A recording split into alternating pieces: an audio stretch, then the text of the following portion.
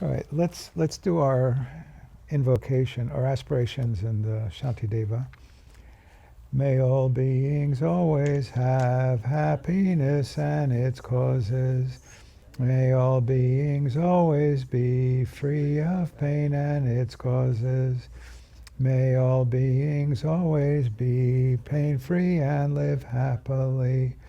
May no beings ever cling to those near nor spurn those far. For as long as space abides, as long as the world remains, just so long may I be there, resolving all beings' pain.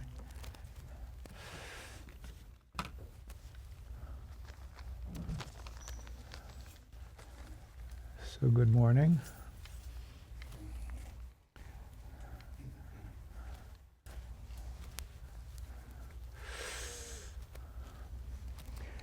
So today's talk is entitled Smartphone Spiritual Practice.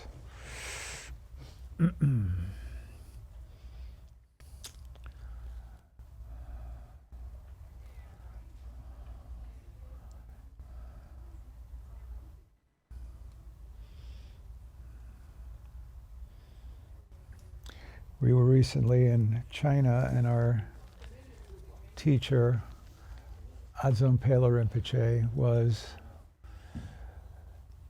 acting a little bit in the way that we associate in the West with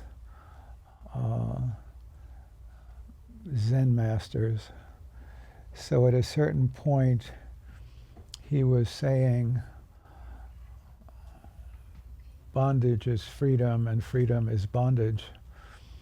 And our eyes started rolling in our heads, and I think those are very, very useful phrases to contemplate. Bondage is freedom and freedom is bondage. And I'll be talking perhaps about the first wing of that. Bondage is freedom.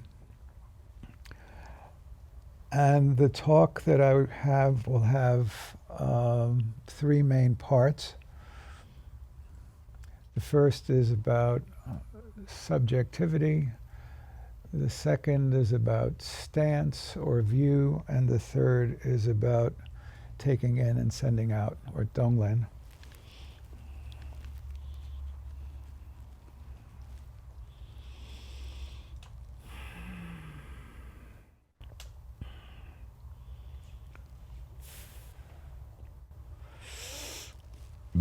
So there's an article in the Chronicle on the 20th of March entitled by Esther Cepeda, named Pocket the Gadget and Try Talking for Once.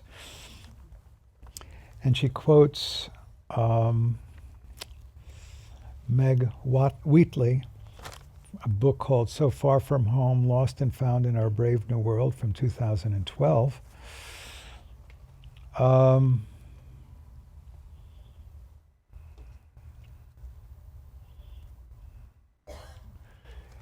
And she quotes, "Never before have we been aware of what's happening just about everywhere on the planet, and never before have we been engaged in instantaneous reactions with one another about everything, from the trivial to the life-changing. Everything becomes a big dramatic deal, but only briefly. The media inflames our reactions, then drops coverage."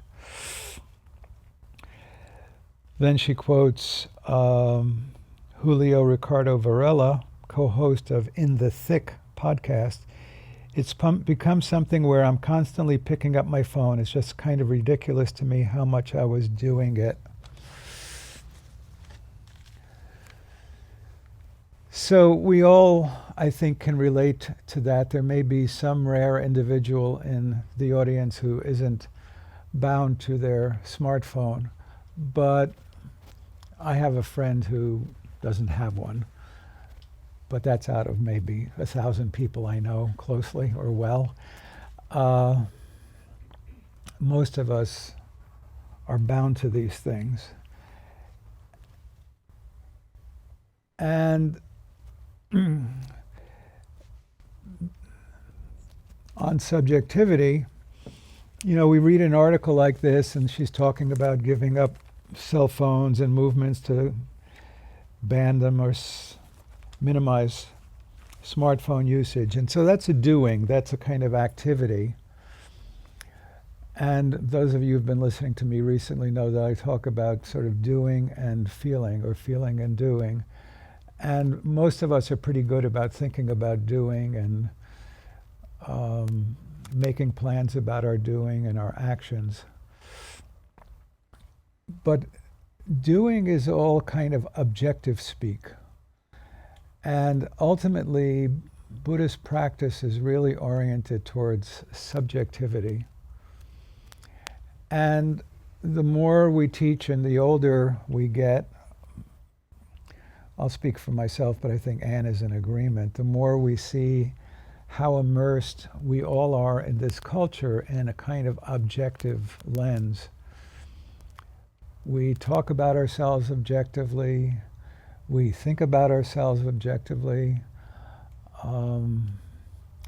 we make judgments that are based on some kind of objective standard. I should be eating this, or I shouldn't be eating that. And we don't pay that much attention to ourselves, our own experience, our own feelings. Even people who may seem to be immersed in feelings often don't allow themselves to actually sink into a really deep acquaintanceship with feelings, but they may just sort of skip from feeling to feeling to feeling.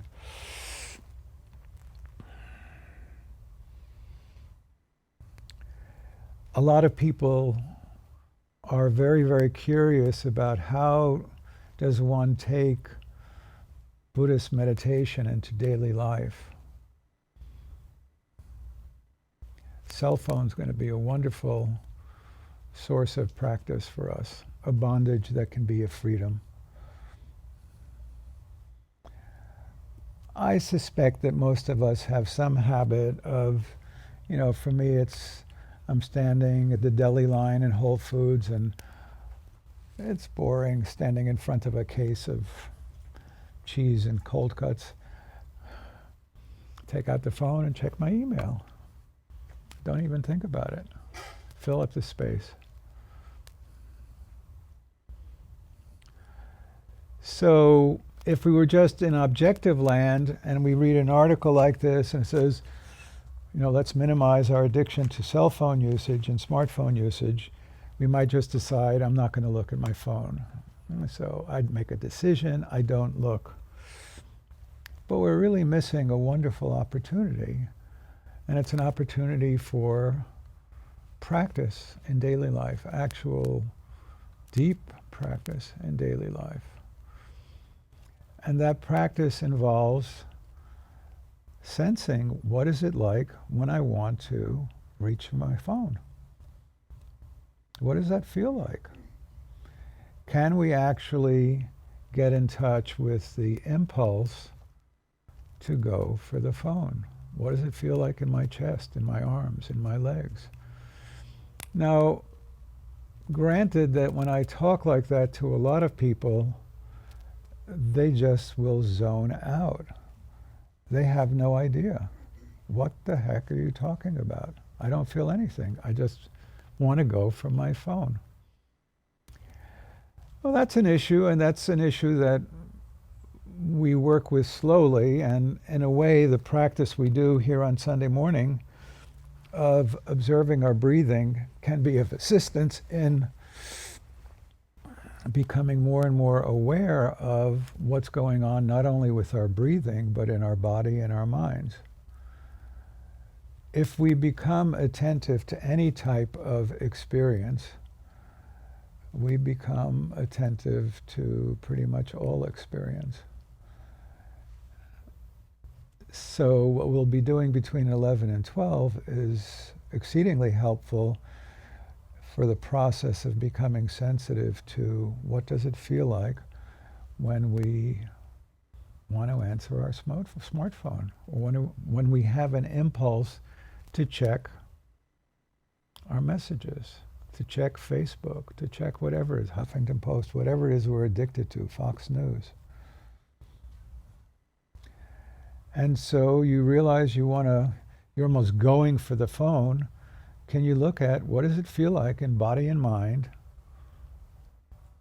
to go for the phone?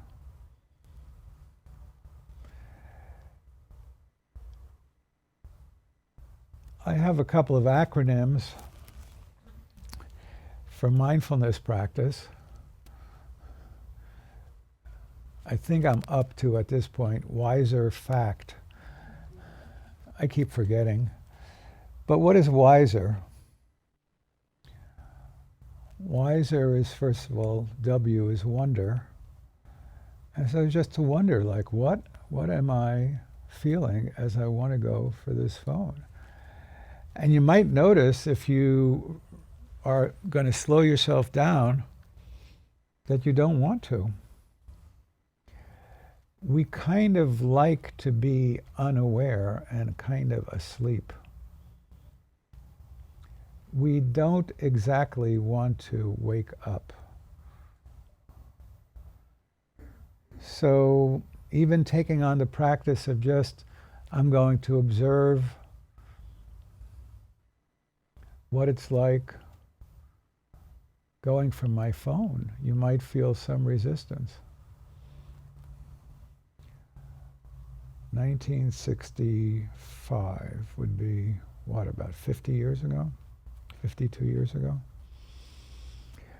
I was studying with a disciple of Gurdjieff. Some of you may know the name Gurdjieff. His name was Mr. Nyland. He was Gurdjieff's personal secretary. And my cousin Esther would go with me. And he gave us a homework assignment. We had to call one another. And the simple exercise was to call one another and ask if we were aware. Well, it was a little bit complicated because we had one phone in the house at the time, and it was located in the center of the house. I had to pull the phone and go into the bathroom if I wanted privacy. I don't know if any of you had such experiences in the old days. I had to pull the phone, go into the bathroom, call up my cousin Esther, and say, "Are you aware?" And she would ask me the same thing. This is essentially the same practice that I'm suggesting. Can you be aware when you have this impulse to pick up a phone? So can you have the wonder? Now you might find and you might feel that, well, this isn't, the Mormon Tabernacle Choir, and I expect when I meditate to have bells, whistles, music, chamber orchestra, uplift, and like amazing experiences. Well, really mindful awareness is something that's very, very even, clear, balanced, unprejudiced, precise, light.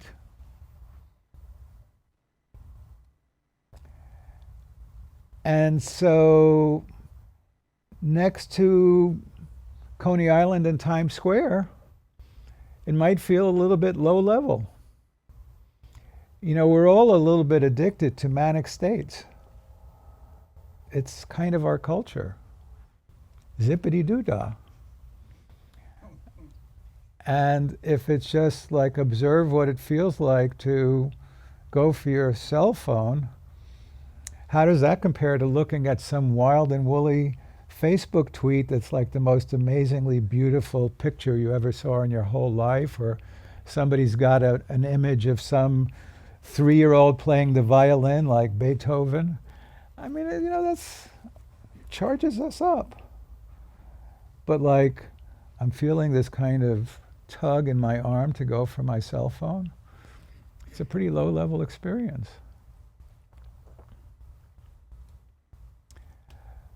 But it's a movement from unconsciousness to consciousness, from unawareness to awareness, from bondage to freedom.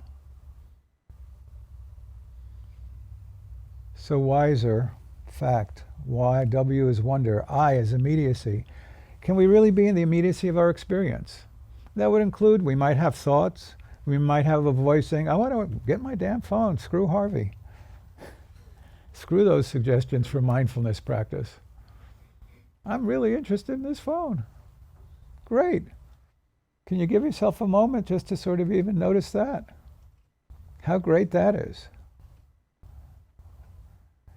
Because having that capacity, when you want to say that kind of thing to your spouse or your boss, it might be very, very wonderful for you to have that pause that allows you to realize, well, I just wanted to tell my boss or my spouse some really nasty things, but I held my fire. Might have been a good decision. But if we don't have a kind of immediate ability to be aware of ourselves, it's hard. So wonder, immediacy, space. Can we just hold what our experience is in space? Just a spacious acceptance, which is the E of equanimity, just even acceptance. And then R is for reverence, wiser. You know, can we really have a reverential attitude towards ourselves?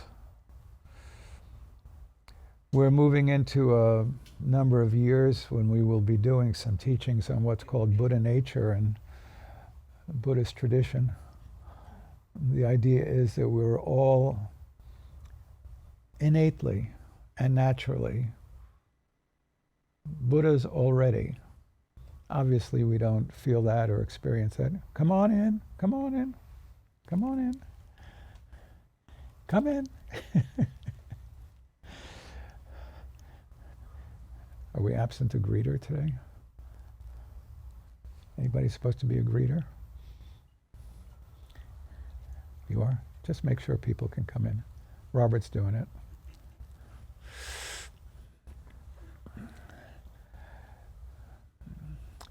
So, wonder, immediacy, space, equanimity, and reverence. So we have Buddha nature.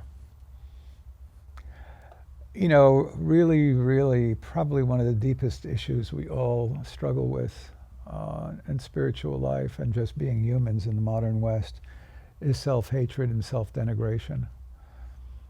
And it's not going to be the case. I'm not kind of selling this as snake oil that, you know, realize you have Buddha nature and treat yourself well. I mean,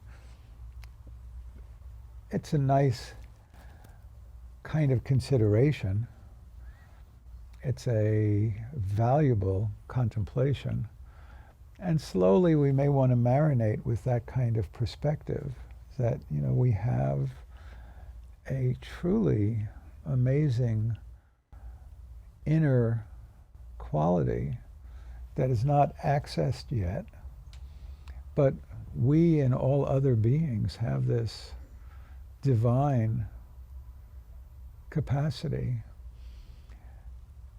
and they and we are due for reverence, ultimately.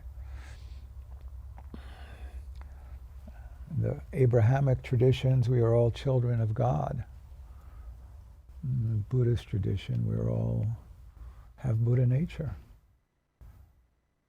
So, you know, I'm always, when I'm talking with students, kind of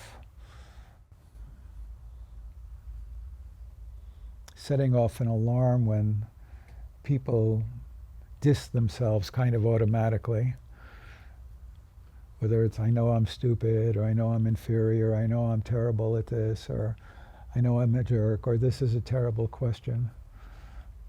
And we all do this. And the point isn't to beat ourselves up for our self-denigration, but just to note it, again, with wiser, wonder, immediacy, space, equanimity, reverence. Ronald Reagan is useful at this point. There I go again, beating myself up. But the point is, we're going to be noticing, what does it feel like to want to go for my smartphone? Really, what in my body, what in my mind, What does that feel like? And that can be a wonderful few moments of practice. We don't have to subscribe yay or nay to smartphone abstinence program. That's really, in a way, not the issue. That might be something you want to take up, fine. Maybe something you don't want to take up. Maybe something you want to contemplate, your usage of your phone. But the smartphone provides us a wonderful opportunity to really contemplate who we are, what is happening, to be in touch with our subjectivity. And so if it's difficult or disquieting or it doesn't seem to come well,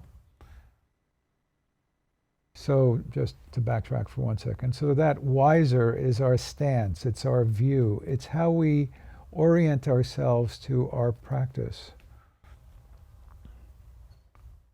Very, very important. And if you could have that stance and that view of practice, that's practice in the beginning, that's practice in the middle, and that's practice in the end. In a way, it doesn't matter what the content of what you're observing is. If you have wonder, if you have immediacy, if you have space and equanimity and reverence, you're in the practice. The content of our body and our mind and our feelings will change. So that's the view or the stance. Backing up, it's important to be subjectively aware of what's going on in our body and mind. So it's subjectivity, the stance, and then taking in and sending out. In Mahayana Buddhism, in a Tibetan version of it at least, there's a very important practice of taking in and sending out.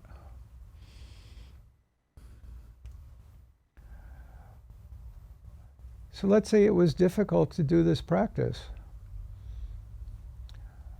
And you feel into that. Or it's just you have difficult feelings around wanting to go to your cell phone. It's really kind of painful and irritating. You know, you realize it's kind of a gross and heavy feeling.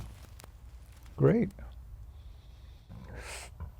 If you're aware of that and you wish to tie it into another frame of practice, whatever difficulty I have or whatever discomfort I might be feeling with respect to wanting to go for my cell phone. I mean, it seems ridiculous, but it's real.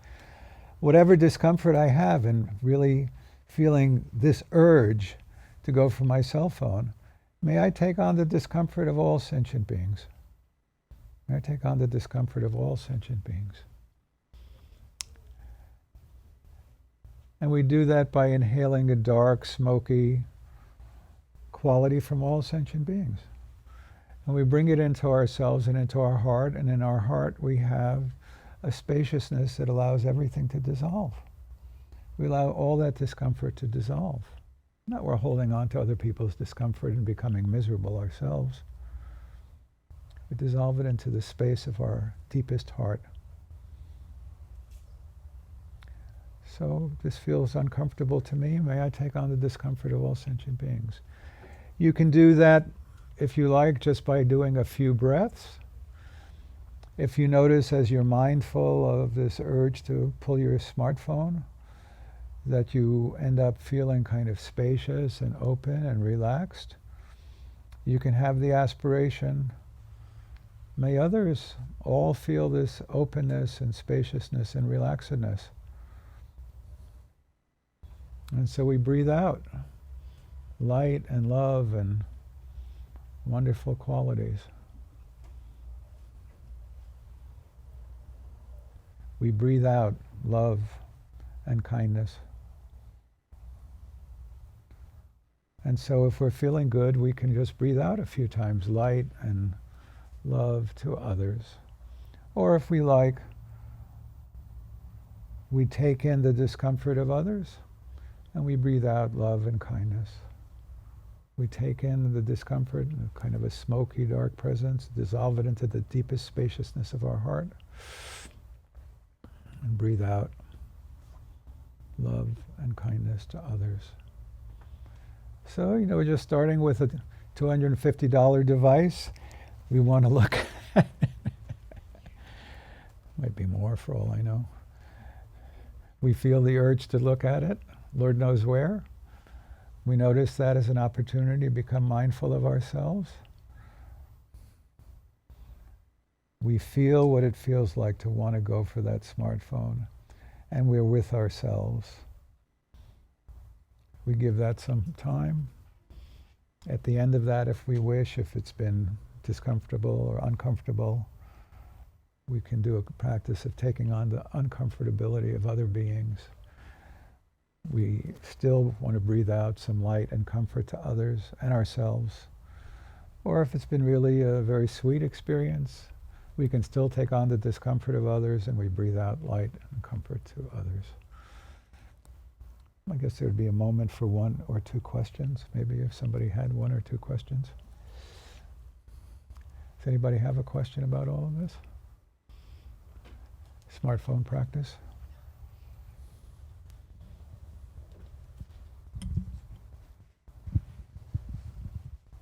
Anything whatsoever.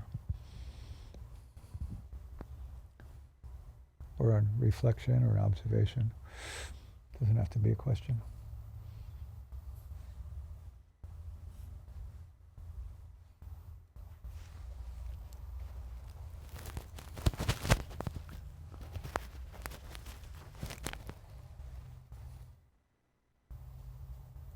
Is that on? Thank you. I found that it was very ironic. Right before I came here, I live a couple blocks. I looked at my phone, and I threw it, and I threw it on a pillow and said, "Don't take it with you." And then you talk about that. So how I guess in tuned I was at that point. But we were in tune with one another. just and instead of taking my phone, I took a book and I read and walked. And I found myself, as I've been doing this the last couple of days, I've been reading faster, but then also materialize the information more. And I feel I've been having a little more peace with not being with my phone so much, because it's becoming like a anvil or like a ball or a chain. Wow. Yeah, I think we don't pay enough attention to what these things have become in our lives, but they've really crept in and overtaken us. It is 11, so why don't we just take a little pause here. We will be starting our... Got to turn the bugger off. We'll take a 1 or 2 minute pause and then we'll resume with some meditative instruction. Thank you all for coming.